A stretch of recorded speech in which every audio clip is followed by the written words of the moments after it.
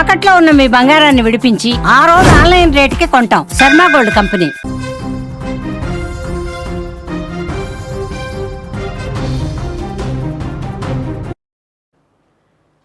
ఆత్మహత్యకు ముందు తల్లితో విజయారెడ్డి ఆఖరి సంభాషణ చేసినట్లుగా కూడా తెలుస్తుంది.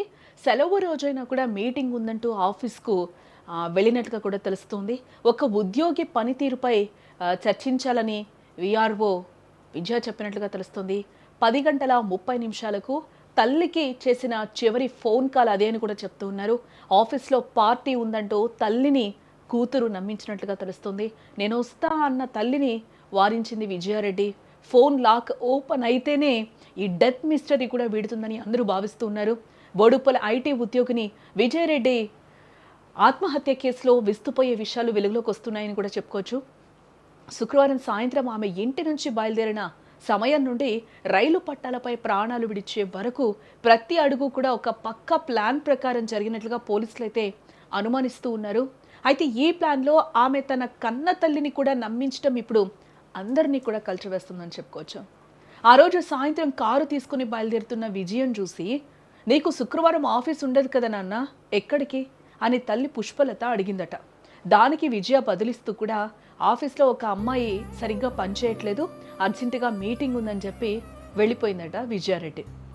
కానీ అది మీటింగ్ కోసం కాదు, తన పిల్లలను మృత్యుపథంలోకి తీసుకెళ్లడానికి ఆమె వేసిన మొదటి అడుగు అని కూడా ఆ రోజు ఫోన్లో మాట్లాడిన తల్లికి తెలియలేదు.